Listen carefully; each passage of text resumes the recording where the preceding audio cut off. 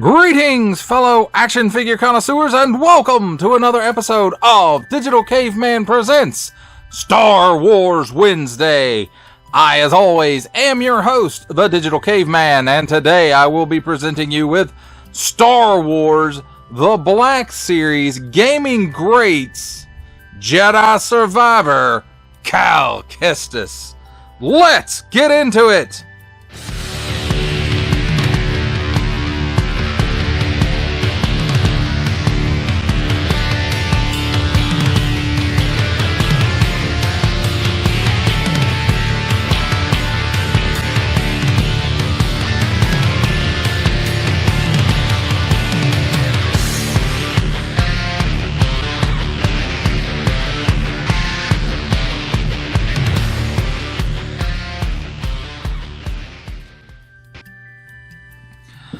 Let's start things off with a look at the packaging. And here on the top, nothing but tape and this hook. On the front, Star Wars The Black Series. Nice digital render of the figure and accessories. Gaming Greats. Star Wars Jedi Survivor Cal Kestis. Assortment number. Warning! Don't stick things in your pie hole that do not belong there. 4 and up. Hasbro print. Plastic-free packaging. Except tape and glue. On the bottom, small print, fine print, legalese print, made in China print, symbols I'm not going to learn, and a barcode. On this side, Gaming Greats, another digital render showing how tall the figure is and his accessories. Plastic-free packaging, except tape and glue. On this side, nice artwork of Cal Kestis as he appears in Jedi Survivor. Also, I forgot to mention on this side, there is the stripe continuing around from the front at an angle up, and it continues around to the back, which is where we are now. Star Wars The Black Series Cal Kestis. One of the last surviving members of the Jedi Order, Cal Kestis, and his valiant droid companion BD-1 openly resist the growing power and domination of the evil Galactic Empire. And there it is again in some other languages. Number 17 in the Jedi Survivor Gaming Great Series. Attention! Don't stick things in your French pie hole that do not belong there. Includes figure and 3 accessories. Warning! Attention! Achtung! Don't stick things in any other language pie hole that do not belong there. Don't give it to the babies. Small, fine, legalese made in China, Disney, and Hasbro print. That, my friends, completes our look at the packaging. Let's take a look at the figure and his accessories. And first of all, let's take a look at the lightsaber blade. It's a nice blue translucent blade, and it looks, like a lightsaber blade, I suppose. One noticeable difference from past lightsabers is that it does not have the little ring on this post to help snap it into place and hold it into place. It simply holds by friction now. Here is his lightsaber. You can see it's got a little ring here at the end. And it looks like it's mostly this silver plastic, and then the handle is the paint app. I have to say it does have nice molded details in it, and right in there is the port. And again, no ring on this one. It just slides into place and it stays due to friction, so that's pretty neat. One accessory I almost forgot. It says gun because I put it in this holster. But it looks to be in this brown plastic and then the silver paint app. And it does have tons of nice molded detail on there. Very Western cowboy looking. And here is BD-1, his droid. I have to say it's got nice paint apps on it here and there. And it even has a little bit of articulation. The head is on a ball joint, so it can up and down, it can side to side, it can do the full Exorcist. And then it's on a ball joint here at the hips, so it moves in and out. He can give you that much of the splits, and that's not much, you know. He can kick, actually, if you swing it around the head, 360 degrees. And then the knees, they'll bend that far forward, that far backwards. And this is pretty much the same BD1 that's come with previous releases. At least it's the same mold that came with the Gaming Greats GameStop exclusive one. I did not get the first release of Cal Kestis.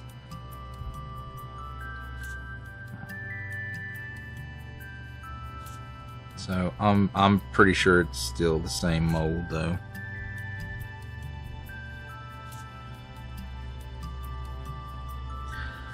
Now let's take a look at the figure himself. And I have to say, the likeness on here is pretty spot on. Right down to the bits of 5 o'clock shadow. The hair looks to be a separate piece that's glued on, so it's most likely molded in this color. And I'm sure they used the jet printing technology on the face. Although it's not quite as shiny as that has been in the past. It's still got a little bit of sheen to it, but it's not too bad actually. And he's got some paint apps here and here, and on this upper belt and the lower belt. It just, this guy's swimming in paint apps. He must have dove in the paint. Some here, strap. So, well, the lower half of him, other than the belt, doesn't seem to have too much paint. Let's take a look at his articulation. He only looks up that high, which is practically none. And I can't see up in there, and I didn't pull this guy apart, but it looks like a dumbbell perhaps. And the neck is a separate piece as well. He doesn't really look down that much either. He does have some chicken neck going on though, and some waggle, and he can do the full Exorcist, and the neck likes to go and stick in odd positions, so just be aware of that when you go in to pose this guy for photos. At the shoulder, approximately 90 degrees up. Can do a full 360 degree rotation at the shoulder as well. Nothing in the biceps. Hinge and swivel at the elbow. Swivels around 360 degrees and gives you that much bend. At the wrist, 360 degrees on, where is it?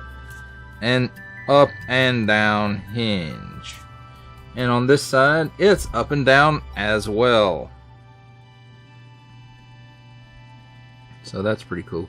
Not sure exactly what's up under this underlay. It feels like the torso is a solid piece with a ball joint or dumbbell possibly here at the waist, which allows him all kinds of hula, and he can bend left and right, back that far, and forward that far. Also 360 degrees of rotation. At the hips, can give you that much of the splits. This gets in the way just slightly, not it, but where you're seeing this, the hip stop at, that is the mold. That is not the gun belt. It actually slides pretty freely. So we'll see how that works out in the future. But at least it's not glued down. There is a cut. Oh, wait. There is a cut there. But let's see. He can kick forward that far. And let's see. Is that on both sides? Yes, that's on both sides. So that's the mold. Again, not the holster. And backwards, maybe a step. Cut at the upper thigh for a 360 degree rotation. And again, good thing that's not glued. Hinge and swivel at the knee, swivels around 360 degrees. And bends that far. Which isn't great, but it ain't bad either. Nothing at the boot. At the ankle, tilts down that far. Up that far. And forward facing pin for rocker. Now as far as storage, holster does hold the gun properly and it stays in there. It doesn't try to jump out. And as far as the lightsaber, I thought there was a hook. It's a little peg right here on the belt. It's very hard to see. It's very, very small peg. And then that ring on the end of it just kind of goes over that, and that looks okay. Just make sure whatever position you want it in when you put it on, make sure it's in that position, because it doesn't really want to move. Make any slight movements, it just goes back into position. Unfortunately, like the GameStop, or unfortunately, unlike the GameStop version of Cal Kestis from the first game, there's no little holes, ports, in the back of the overlay for BD1 to kind of sit by his shoulder, which is a disappointment. Now, I don't know, maybe that's something from the game where he doesn't sit up here as much or at all. I'm not sure. But it just seems like that would have been a nice addition to that. And again, I don't know, maybe it's just not in the game that way. But there we have it, my friends. A look at Cal Kestis and his accessories. It's time for my favorite part of a review, comparisons. And here we have the Gaming Greats Jedi Survivor Cal Kestis with BD1, with the Gaming Greats version 2 GameStop exclusive Cal Kestis with BD1, the Gaming Greats 13th Battalion Clone Trooper, and in the back, the Gaming Greats Electro Staff Purge Trooper.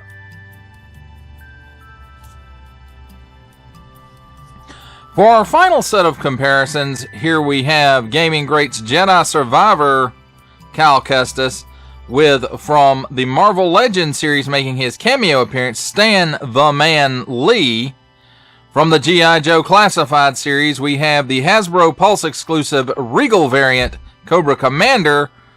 Our last Black Series comparison, the Archive Edition 501st Legion Clone Trooper.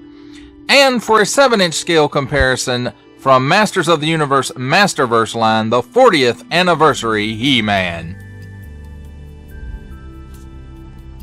For final thoughts on Star Wars The Black Series, Gaming Greats, Jedi Survivor, Cal Kestis, and BD1, I have to say, I really like this set. I like the look of the character. I think the likeness is spot on for Cal. And, you know, BD1, he's just a little cute little droid. And I really like the aesthetic that they gave him this time around. And I haven't played the game yet, so I don't know how much poncho wearing is going on in the game, but I hope they don't cover it up too much with, you know, what we've got here, because again, I really like the aesthetic of this, and I like the way it looks. It has a very Western type flair to it, which is, you know, kind of what Star Wars is supposed to have, a little bit of Western flair to it. And to me, this just really gets it. I could see this guy's, you know, squaring off with Cobb Vanth in, you know, a Tatooine street somewhere at double high noon. And, you know, nice paint apps, and again, the likeness is really good. And, you know, his lightsaber looks kind of cool. I'm not too sure about that new peg system they've got going on with the lightsabers. I think they changed it because too many people were breaking those really thin pegs with the hoop on them. Or the ring, not the hoop, but the little ring on them. And because those pegs are really, really small. So I'm glad to see him kind of changing up from that. And this guy has it. The Mandalorian Luke has it. Or the Luke from the Mandalorian has it as well. So I'm guessing that it's a new trend for lightsaber blades. And again, that suits me just fine. I don't want to break off any little bitty skinny pegs trying to change out lightsaber blades or remove a lightsaber blade. That does it for the review. I hope that you enjoyed it. I enjoyed making it. Only support from viewers like you make this programming possible. Each view does count, and I do appreciate each and every single view that I receive. Thank you, and thank you so very, very much for supporting this channel through viewing. Comment below, like, share, subscribe if you'd like to see more reviews, or just help the channel out further, or both, that's even better. And don't forget to ding that bell so that in the future you will be notified as my new content becomes available. That's a wrap, folks. I'll see you next time.